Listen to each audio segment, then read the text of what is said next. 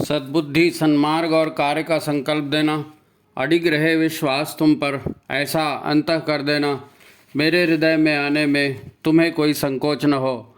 हे गुरुदेव, मुझे नज़रों से दूर कभी न होने देना। हे गुरुदेव, मुझे नज़रों से दूर कभी न होने देना। नमस्कार, गायत्री चिंतन धारा के इस सतत प्रवाह में आपका स्वागत है। मित्रों, साधना पर एक विशेष संदेश आया है और आज वही प्रस्तुत करने का मन है। मित्रों, गुरुदेव ने हमसे काफ़ी कुछ कहा, बहुत सारे निर्देश हमें दिए। इतने वर्षों तक लगातार उन्होंने अखंड ज्योति निकाली, उसमें जीवन के व्यवहारिक ज्ञान विज्ञान पर काफ़ी ज्ञानवर्धक बातें उन्होंने दी।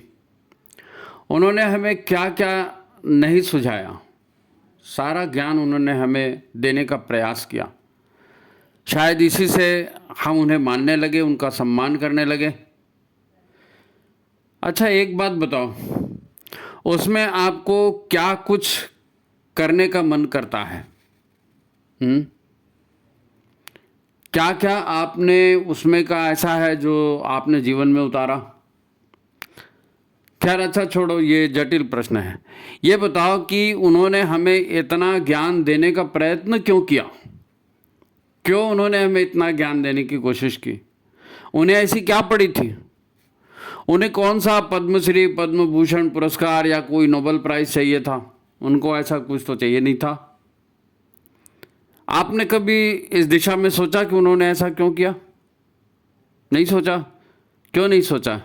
सोचना चाहिए। उस गुरु के बारे में इतना मूलभूत चिंतन तो हमें करना चाहिए। बचपन में कंचे खेलने या पतंगे उड़ाने की उम्र से लेकर के तो शरीर छोड़ने तक उन्होंने ऐसा कुछ भी नहीं किया जो सारी दुनिया किया करती है। क्यों? शायद आप ये कहें कि वे तो अवतारी चेतना थे, वो तो भगवान थे, वो तो यही करने के लिए आए थे, उन्होंने इसीलिए अवतार लिया। उनको युग निर्माण करना था, धरती को स्वर्ग बनाना था। क्यों भाई? धरती पर स्वर्ग बन जाता तो उनको क्या मिलता? गुरु को क्या मिलता? या उनके गुरु को क्या मिलता? अच्छा, आपने गुरु दीक्षा ली, ठीक है, आपने गुरु दीक्षा ली, आप उनके शिष्य बने। उन्होंने अपनी वसीयत और विरासत आपके नाम कर दी। उन्होंने कहा है, हमने कर दी। उन्होंने तो यही कहा कि ये सब कुछ हम आपके लिए देकर जाएंगे। तो फिर शिष्य के और गुरु के बीच, हमारे और उनके बीच इतनी असमानता क्यों दिखती है? हमारे और उनके बीच इतनी असमानता क्यों दिखती है? हम उनके बच्चे हैं ना, तो वो बच्चों को तो बाप के जैसा होना चाहिए। उनको अपनी निजी जिंदगी से कोई शिकायत नहीं थी। गुरुदेव को अपनी निजी जिंदगी से कोई शिकायत नहीं थी, कभी उन्होंने कहीं शिकायत व्यक्त नहीं की। पर हम तो हर बात पर शिकायत व्यक्त करते हैं। वो तो युग निर्माण का लक्ष्य लेकर चले। हमसे तो हमारा परिवार ही नहीं चलाया जा रहा है, सब सामने है, कहने की कोई ज़रूरत नहीं। चलो, एक आखिरी प्रश्न। देखो, ये तो तयशुदा बात है कि हमने उन्हें गुरु नहीं बनाया। हमको समझ ही कहाँ थी इतनी। उन्होंने बुला कर हमें दीक्षा दी और कुल मिलाकर हमारी बेहतरी के लिए अपना पूरा जीवन की सारी सुख शांति हम जैसे अनजान लोगों के लिए उन्होंने लगा दी।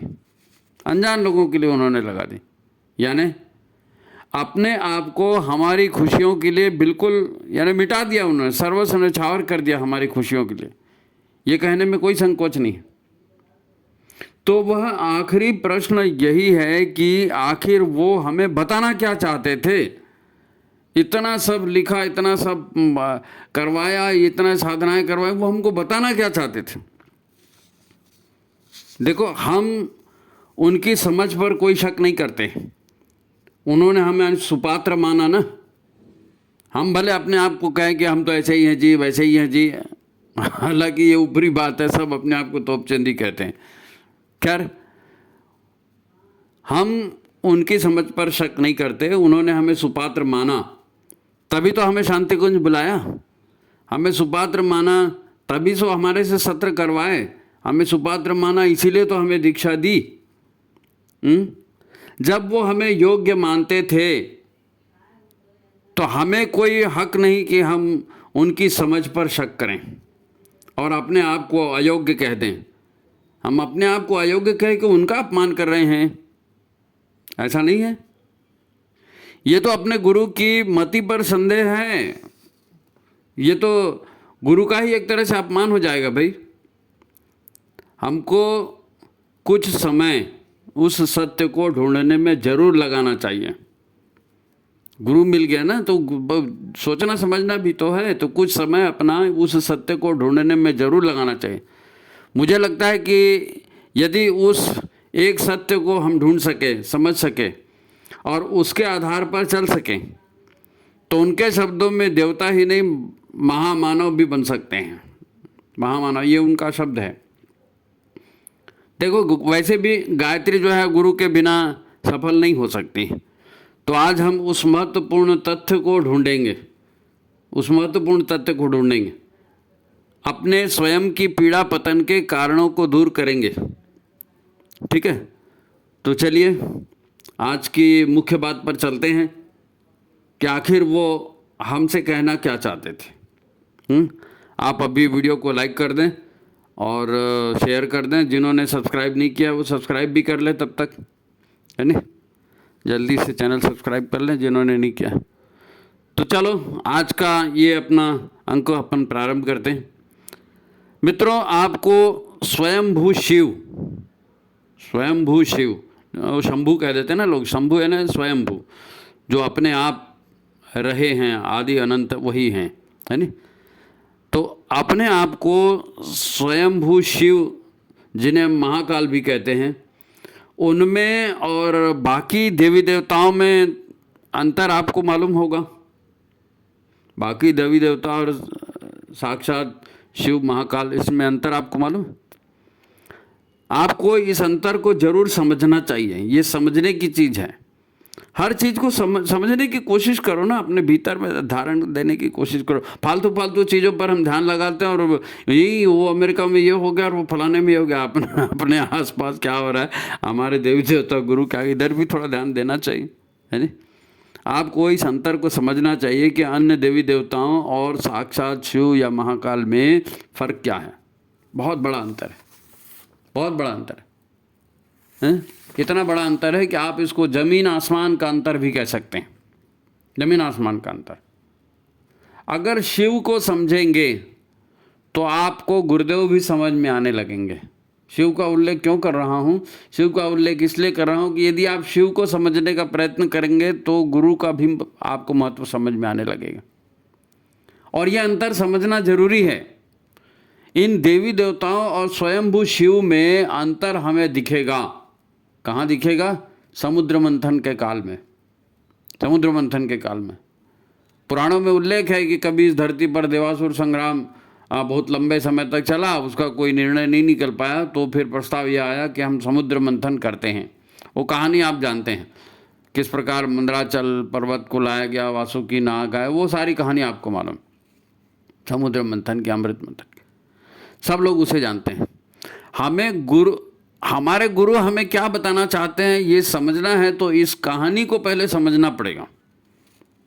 इस कहानी को समझना पड़ेगा क्योंकि शिव और अन्य देवताओं में क्या फर्क था।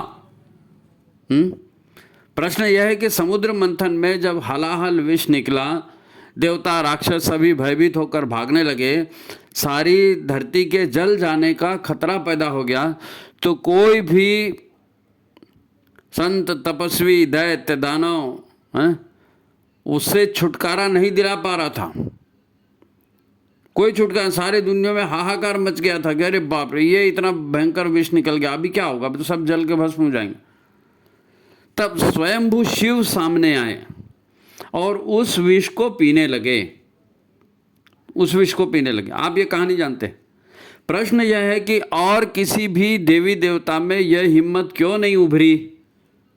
देवता तो उसको कहते हैं ना जो देते हैं, जीवन देते हैं, हमारे लिए जीवन का आधार बने हैं देवता। तो उन देवताओं को भी ये क्यों नहीं सूझा कि चलो हम आगे चलते हैं और हम इस विष को पी लेते हैं तो दुनिया का कल्याण हो जाएगा? क्यों उनके मन में ये हिम्मत नहीं उभरी? जो निर्णय स्वयंभू शिव ने लिया वो निर्णय किसी अन्य देवी देवता ने क्यों नहीं लिया? चलो मैं ही विष पीकर बाकी लोगों के जीवन बचा दूं, ये बात उनके दिमाग में क्यों नहीं? लोगों को कष्टों से उभार दें। अगर इसका उत्तर मिल जाए तो आपको जो है ना सारे प्रश्नों का उत्तर मिल जाएगा।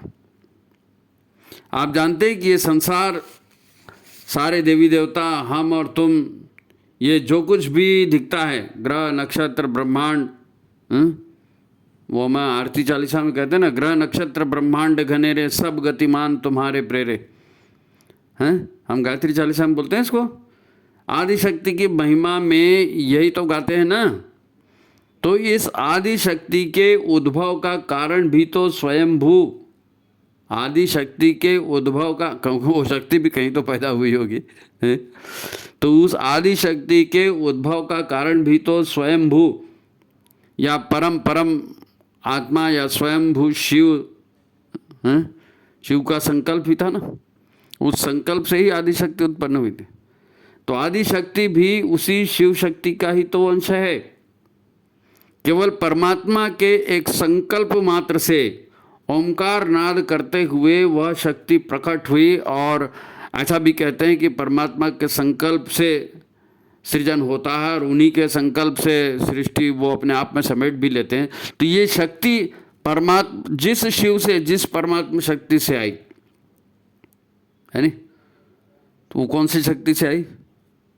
वो उसी शक्ति से आई जो शक्ति कभी नष्ट नहीं हो सकती थी। तो उस कथा पे फिर चलते हैं हम लोग कि संसार को जला देने की ताकत रखने वाले उस भयंकर विष को पीने का साहस और कौन कर सकता था?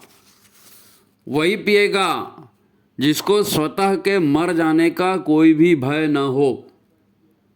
सब लोग क्यों भाग रहे थे? मर जाएंगे, जल जाएंगे ना।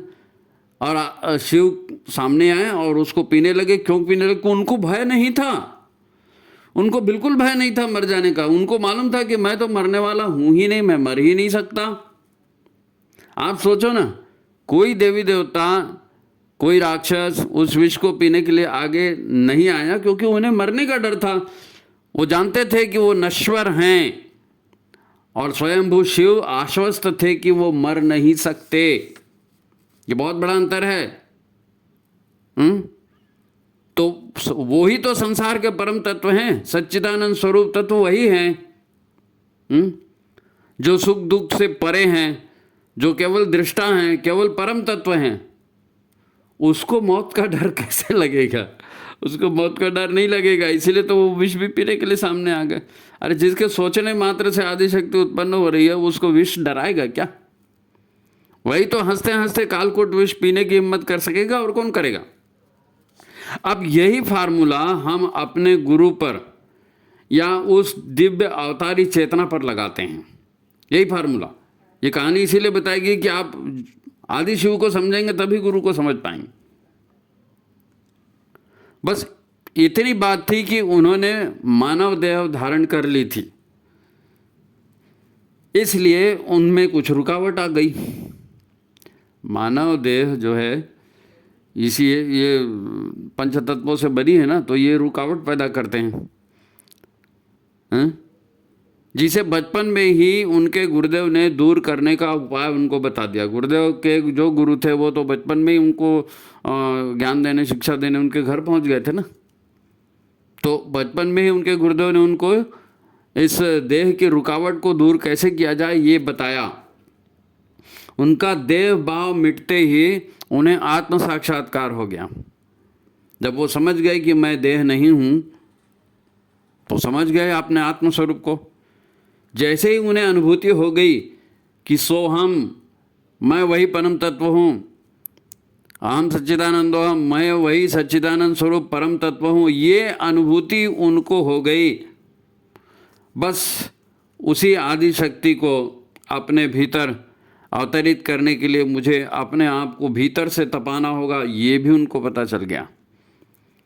क्योंकि देह रुकावट होता है, देह बहुत अच्छा है, अन्य प्राणियों में सर्वश्रेष्ठ है मानव देह, वो सब ठीक है, लेकिन परम तत्व का ढांचा उसमें समा जाए ये बहुत कठिन है ना। जितनी बड़ी शक्ति होगी उसको धारण करने वाला भी उतना होना चाहिए ना। तो अपने ऊर्जा शरीर को व्यवस्थित करना होगा इतनी बड़ी शक्ति को धारण कर लिए। तो उन्होंने सारे कठोरतम जो तप उनके गुरु ने उनको बताए, वो सारे तप उन्होंने पूरे किए। तभी तो युग निर्माण का इतना बड़ा संकल्प लेने का साहस वो उभार सकें। इतना बड़ा संकल्प और कोई दूसरा ले सकता है क्या? ये साहस कैसे उभरा? अपने आत्मस्वरूप के जागरण से।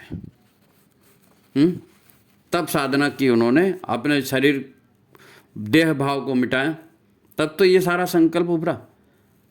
मित्रों, जब तक ये एहसास हम में नहीं उभरेगा कि स्वयं महाकाल और माँ भगवती हमारे मार्गदर्शक बनकर आए हैं, हमें महामानव बनाने, हमारा एक तरह से उद्धार करने वो आए हैं, और ये हमारा परम सौभाग्य है कि इतनी बड़ी शक्ति हमारा उद्धार करने साक्षात आई है, ये हम अनुभव नहीं करेंगे तब तक हम में शिष्य का भाव नहीं उभर सकता।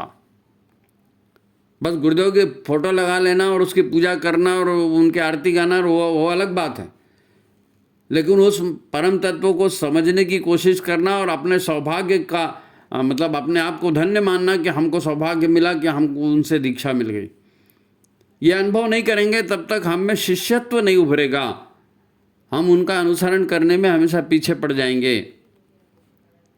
इसका सबसे बड़ा प्रमाण यह है कि जब उन्होंने यह आश्वस्त भी किया कि तुम हमारा काम करो, हम तुम्हारी सारी कठिनाइयों को दूर कर देंगे, ये उन्होंने आश्वासन दिया था। उसके बावजूद, इस आश्वासन के बाद भी हमारी कार्यशैली नहीं बदली। उन्होंने कहा ना, तुम हमारा काम करो, हम तुम्हारा सारा काम कर देंगे। अगर हम उसको साक्षात शिव के रूप में मान सकते, पहचान सकते, तो हम अपनी कार्यशैली जरूर बदलते, लेकिन हमारी कल्पना के बाहर है वो। ये प्रश्न जो हम बार बार उठा रहे हैं कि आखिर वो हमें बताना क्या चाहते थे और क्यों समझाना चाहते थे, इस प्रश्न का उत्तर यही है कि वो हमें यही समझाना चाहते थे कि तुम मात्र शरीर नहीं हो, तुम ना तो मन हो, ना तो तुम बुद्धि हो, ना तो तुम वो हो, तुम अहंकार वश स्वतः को जो भी मान बैठे हो वो भी तुम नहीं हो। तुम ना तो स्त्री हो, न पुरुष हो, न गुरु हो, न भाई बहन माता पिता हो, न शिष्य हो, कुछ भी नहीं हो, तुम वही परम तत्व हो। यही सच है, ये बताने वो आए थे, यही वो समझाना चाहते थे। आप कहेंगे कि ये तो हमको मालूम है, हमने उस किताब में पढ़ा है, गुरुदेव ने कहा था। आपको भ्रम है कि आपको मालूम है। जानत तुम्हें वह जाई है। यदि हम उसका मर्म समझ जाते ना, तो फिर हम स्वयं उस रास्ते पर चलना शुरू कर देते हैं। इसीलिए उन्होंने लिखा है कि मैं कौन हूँ, इसीलिए उन्होंने भटका हुआ देवता का मंदिर बनाया, इसीलिए उन्होंने ध्यान करवाना चालू किया। क्या ध्यान करवाते थे? साधक सविता एक, समर्पण, विसर्जन, विलय। वो जानते थे कि हमारे बच्चे दिमाग से या बुद्धि से इसको स्वीकार कर भी लेंगे कि हाँ मैं वही सच्चिदानंद स्वरूप परम तत्व हूँ, बुद्धि से मान भी लेंगे, फिर भी उनका मन नहीं मानेगा, और मन नहीं मानेगा तो वो काम भी नहीं करेंगे। बुद्धि से मानेंगे तो फोटो को आरती प्रसाद चढ़ा देंगे, दक्षिणा दान दे देंगे, परंतु मन नहीं मानेगा तो वो काम नहीं करेंगे। मन से ही तो काम होता है। संसार इस बात को स्वीकार, हमारे संस्कार इस बात को स्वीकार नहीं करेंगे, ये वो जानते थे कि इनके भीतर उभरा श्रद्धा भाव वो समय मंद हो जाएगा जब उनके भीतर के कषाय कल्मश जागृत हो जाएंगे। क्योंकि भीतर के कषाय कल्मश ही तो हमारे जीवन की प्रेरणा है। हम उसी को पूरा करने के लिए तो हमने मानव शरीर रखा है। और मजे की बात है कि इसी मानव शरीर से साधना करके उस कषाय कल्मश को मिटाया जा सकता है। इसी शरीर से भोग भी किया जा सकता है, इसी शरीर से तप भी किया जा सकता है। ये स्वाभाविक बात है कि किसी पर हम जो बता रहे हैं ना, ये किसी पर दोषारोपण नहीं है कि वो ऐसा करता है वो ऐसा करता है, किसी की निंदा नहीं है। देखो, जब हम मानव देह में हैं तो पंच तत्वों की ऊर्जाएं सक्रिय होंगी ही होंगी, ये एकदम स्वाभाविक बात है। राग द्वेष उभरेगा, मेरा तेरा का भाव भी उभरेगा। इसी प्रभाव को कम करने के लिए तो उपासना साधना का आदेश दिया गया था। क्यों उपासना साधना की बात कही? उससे गुरुदेव को कुछ मिलने वाला था? गुरुदेव को नहीं मिलने वाला था, हमको मिलने वाला था।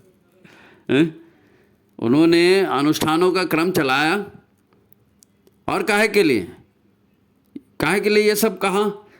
इसीलिए कि देह भाव और वर्तमान अहंकार, इससे हम ऊपर उठ सकें, इससे हम ऊपर उठ सकें। और वो सफल भी हुए। ऐसा नहीं कि सभी के सभी शिष्य दीक्षा लेने वाले कंडम निकले, ऐसे सब लोग कंडम नहीं निकले भाई, लोग अच्छे भी निकले, उन्होंने उनको पालन भी किया। आप मिशन का इतिहास पढ़ेंगे ना तो कुछ लोग आपको दिखेंगे, किसी न किसी प्रमाण में अहंकार देह भाव से ऊपर वो उठे थे। अहंकार और देह भाव से ऊपर उठे। वो डॉक्टर थे, इंजीनियर थे, बड़े बड़े अधिकारी भी थे, व्यापारी भी थे, और कम पढ़े लिखे श्रद्धावान लोग भी थे जो गुरुदेव के प्रभाव में आए और उन्होंने अपने अहंकार को गलाया, अपने स्वरूप को पहचानने का प्रयत्न किया, और जितना उनसे उस समय बन पड़ा वो करते गए। ये ऐसा, तभी तो मिशन इतना बढ़ पाया ना। उन्हीं के माध्यम से तो युग निर्माण मिशन का इतना विस्तार हुआ। गुरुदेव के साथ जुड़े ना लोग, अपना देह रूप भूल करके उनके शिष्य बने और कर्तव्य निभाया।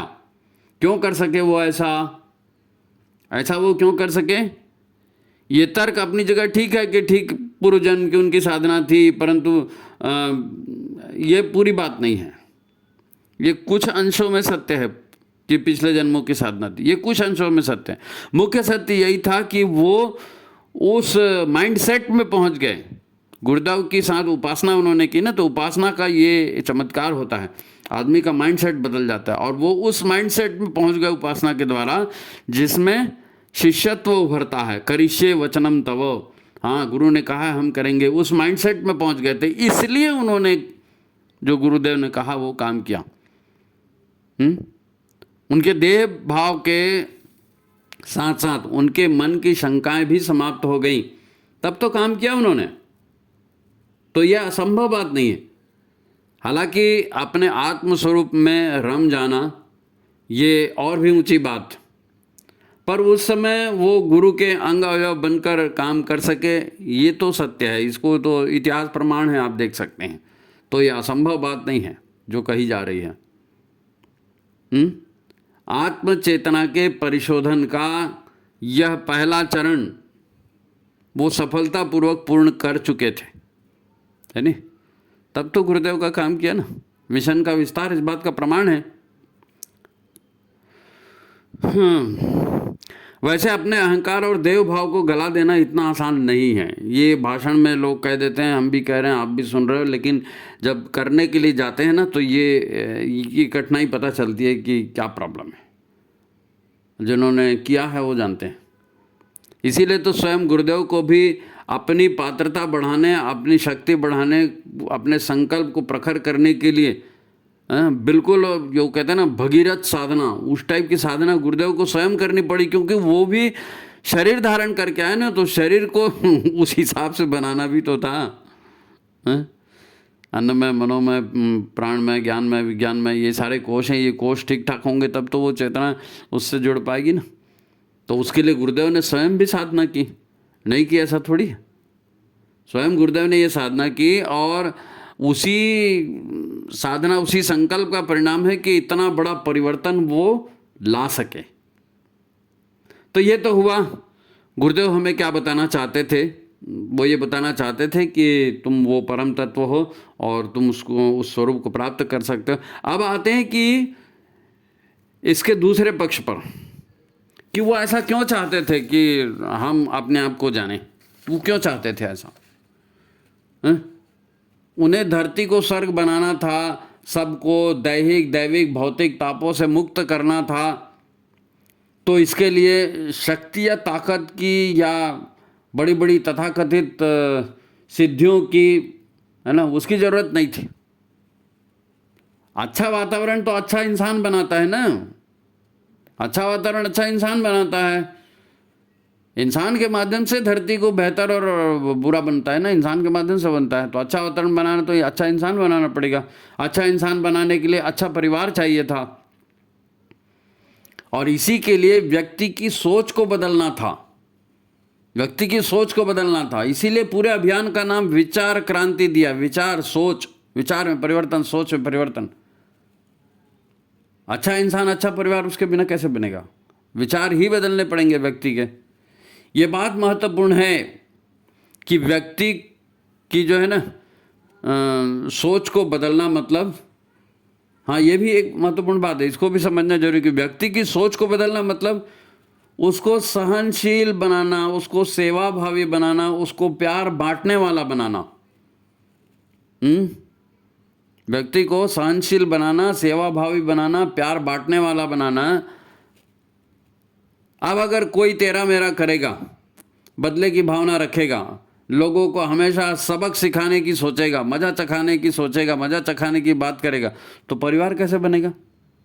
ऐसे में परिवार बनेगा? ऐसे आदमी के साथ कोई जुड़ना पसंद करेगा? परिवार कैसे चलेगा? तो ये तभी होगा जब व्यक्ति स्वयं जागृत होगा और भीतर से अनुशासित होगा, भीतर से अनुशासित होगा। अपने मन को मारना इतना आसान नहीं है। अपने भीतर के सारे नकारात्मक संस्कारों या भीतर की सारी नकारात्मक ऊर्जाओं से मुक्त होना होगा। जितने गाय अनुष्ठान है और जितने संगी काहे के लिए, ये भीतरी कषाय कलमश से मुक्त होने के लिए तो है। गुरुदेव ने ये कभी नहीं कहा कि मेरे पास आओ, मैं तुम्हारा मूलाधार चक्र जागृत कर दूंगा, या मैं तुम्हारा आज्ञा चक्र जागृत कर दूंगा, मणिपुर चक्र जागृत कर दूंगा, या तुम्हारी कुंडलिनी जगा दूंगा। ऐसा कभी कहा गुरुदेव ने? ये सब फालतू बात है जी। ऐसा कोई ये सब गुरुदेव ने ऐसा नहीं कहा, जिसके लिए लोग आजकल जो है ना दीवाने हुए जा रहे हैं। नहीं, ऐसा गुरुदेव ने नहीं कहा।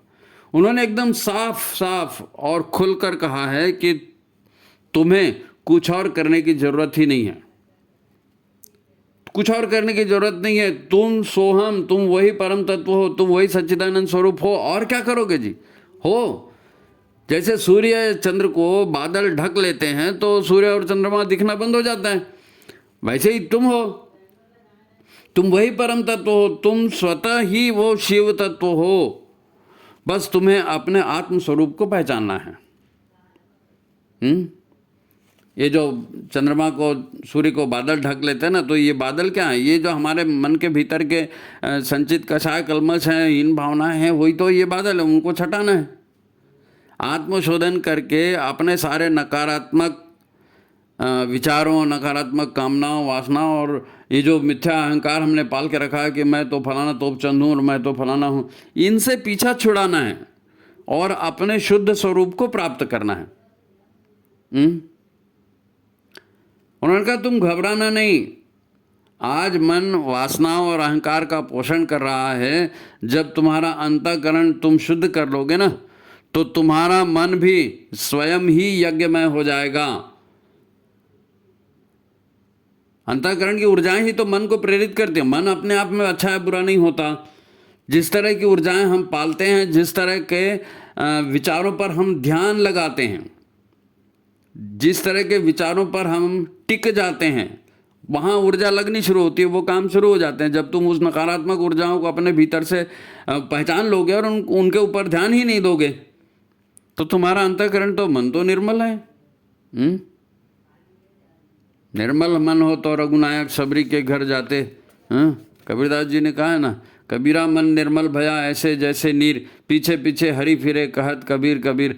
तो मन को निर्मल करके और इन सारी वासनाओं से मुक्त हो जाओगे ना, तो अपना शिव तत्व तो तुम खुद ही पहचान लोगे। कोई कुंडलिनी फुंडलिनी जागरण की तुमको जरूरत ही नहीं है।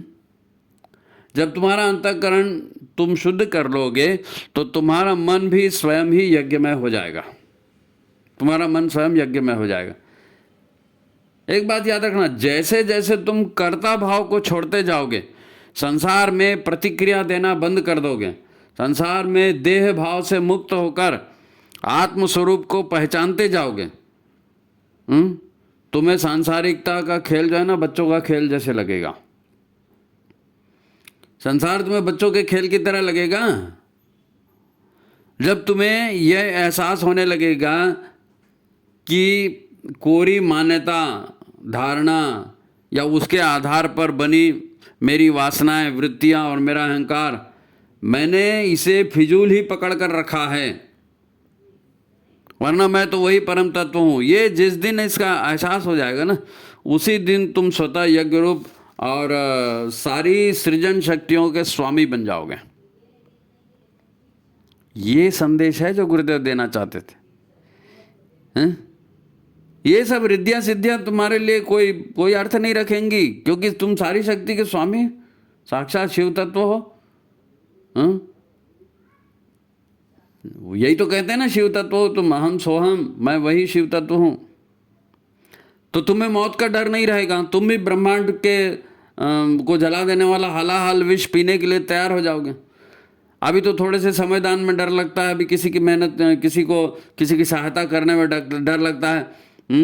परिवार में रहते हैं, पति पत्नी बच्चों के साथ तेरा मेरा होते रहता है। वो सब डर खत्म हो जाएगा, वो सब डर खत्म हो जाएगा। तुमको पता चल जाएगा कि सब कर्मों का खेल है ना, ऊर्जाओं का खेल है। पूरा संसार ही ऊर्जाओं और चेतना का खेल है, ये समझ में आ जाएगा। तो लोकहित में सहज ही, है ना, विषपान करने के लिए अपने आप को आप प्रस्तुत कर दोगे। बड़े से बड़े त्याग, बड़े से बड़े बलिदान के लिए अपने आप को प्रस्तुत कर दोगे। जब ये समझ में आ जाएगा, लोग अपना जीवन कैसे लगाते हैं, कुछ प्रेरणा आती है, कुछ भीतर से भावनाएं उठती, तब तो होता है ना, समझ में आने लगता है, करने लगता है आदमी।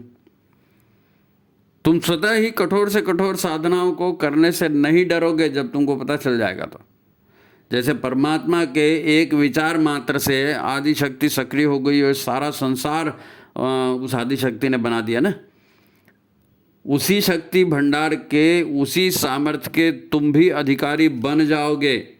ये बताने आए थे गुरुदेव, इसीलिए भटका हुआ देवता का मंदिर बनाया, इसीलिए मैं कौन हूँ लिखा, इसीलिए कहा षटकर्म करो रे, गायत्री जाप करो रे। उसका टारगेट ये है, कर्मकांड टारगेट नहीं है, लक्ष्य टारगेट, उसको पहचानना पड़ेगा। ये मंथन से आएगा, आत्मचिंतन से आएगा। ये संदेश वंदनी माता जी ने विशेष रूप से आपके लिए भेजा है। इसमें कोई नई बात तो नहीं है, जो अभी तक कहा गया वही है, लेकिन ये कहने का, प्रस्तुत करने का, भाई चलो ठीक है बेटा, वैसे नहीं समझा, ऐसा समझ के देखो। इस सामर्थ्य के बिना तुम काल की गति को कैसे बदलोगे। मनुष्य देवता बने, ये धरती स्वर्ग समान, तो ये काल की गति है ना। तो इस काल की गति को बदलने के लिए वो शक्ति तुम्हारे को अपने भीतर जगानी पड़ेगी।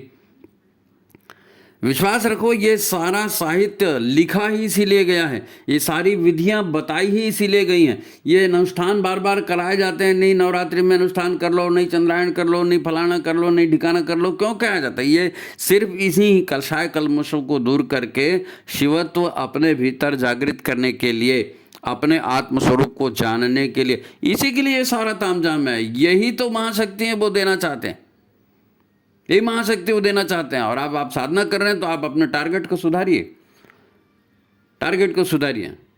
करना है इसलिए कर दिया, नहीं जी वो माला 2.5 घंटे में हो रही थी और 2 घंटे में हो रही थी और उसकी तो 1.25 घंटे में हो रही थी, तो उधर करोगे तो कोई मतलब नहीं। माला करना उद्देश्य थोड़ी है जिंदगी का। जिंदगी का उद्देश्य है गुरु के इशारों को समझना, उनकी भावनाओं को समझना, और वो जो कह रहे हैं उसको मानना, स्वीकार करना। तभी तो अपने आप को समझ पाएंगे कि भाई मैं सोहम साधना, हाँ ठीक है जी मैं वही हूँ। तो मैं वही हूँ बोलने से हो जाएगा क्या? उन्होंने कहा हम भी बोलते हैं भाषण में, लेकिन हमको उसका साक्षात्कार होगा क्या? साक्षात्कार होने के लिए अपने अंतःकरण को वैसा बनाना पड़ेगा, उसके लिए साधना है। इसके और भी उपयोग हैं। इससे जीवन कैसे सुखी बन सकता है और इसका जीवन में सक्रिय उपयोग क्या होगा, आप चाहेंगे तो इसका अगला एपिसोड भी अपन बना देंगे। क्योंकि अगला जो समय आ रहा है या आ चुका है कहना चाहिए, अभी ये आर्टिफिशियल इंटेलिजेंसी की बात हो रही है, देखना इसकी भी काट ढूंढेंगे लोग। और वो कहाँ मिलेगी? वो एआई की काट कहाँ मिलेगी? अपने भीतर ही मिलेगी। एआई की काट अपने भीतर ही मिलेगी। जो अपने आप को समझेगा वही तो अपने आप को बचा पाएगा। तो आप कहेंगे तो इसका सेकंड एपिसोड भी अपन बना देंगे, है ना, कैसे शरीर को स्वस्थ रखना, कैसे झंझटों से परेशानियों से मुक्त करना। आध्यात्म विज्ञान का ये चैप्टर है और आध्यात्म विज्ञान की ओर आना ही पड़ेगा, आना ही पड़ेगा। अभी पहले हम सोचते थे ना कि शरीर जो है दुर्व्यसनों से खराब होता है, फिर ये सोचते हैं कि भाई शरीर आहार विहार ठीक नहीं है, खान पान ठीक नहीं है, इसलिए खराब होता है। अब दुनिया को ये समझ में आया है कि शरीर इसलिए खराब होता है क्योंकि विचार खराब हैं, मान्यताएं खराब हैं, धारणाएं खराब हैं, संकल्प खराब हैं। तो अब जो युग आएगा वो आ रहा है, शुरुआत हो गई है, आएगा तो कहने की आदत बढ़ गई है, आएगा, लेकिन वो युग आ चुका है कि अब आपको इसको समझना पड़ेगा। आप कहेंगे तो इसका सेकंड एपिसोड अपन बना देंगे। विज्ञान ने इस पर काफ़ी कुछ शोध किया है, काफ़ी कुछ आया है। तो ठीक है, आज वंदनीय माता जी का ये संदेश आपको आया है, इसको बार बार सुनिए, चिंतन कीजिए, मनन कीजिए और इस पर आचरण करना है। साधना सफल कैसे होगी? साधना करना इसलिए करना है, कर दिया ऐसा नहीं। खाना खाएं तो पेट भरना चाहिए, नहीं तो साधना कर रहे हैं तो साधना का लक्ष्य भी पूरा होना चाहिए। ठीक है, तो वीडियो को लाइक कीजिए, शेयर कीजिए। आज की बात यहाँ समाप्त करते हैं। वंदनीय माता जी का आशीर्वाद आपके पास है, वंदनीय माता जी की, गुरुदेव की नज़रें आपके ऊपर लगातार बनी हुई हैं कि हमारे बच्चे क्या कर रहे हैं। तो इस समय उनको मत भूलना, गुरुदेव को मत भूलना, है ना, उनके संदेश को मत भूलना। तो आज की बात यहीं समाप्त। सभी को प्रणाम, नमस्कार। आप कहेंगे तो इसका सेकंड पार्ट बना देंगे, ठीक है। आपकी प्रतिक्रिया जरूरी है। आप जो वीडियो देखेंगे तो अपने कमेंट जरूर करिए। तो ठीक है, सबको प्रणाम और साधना की सफलता की शुभकामनाएं। ठीक है, आज की बात समाप्त।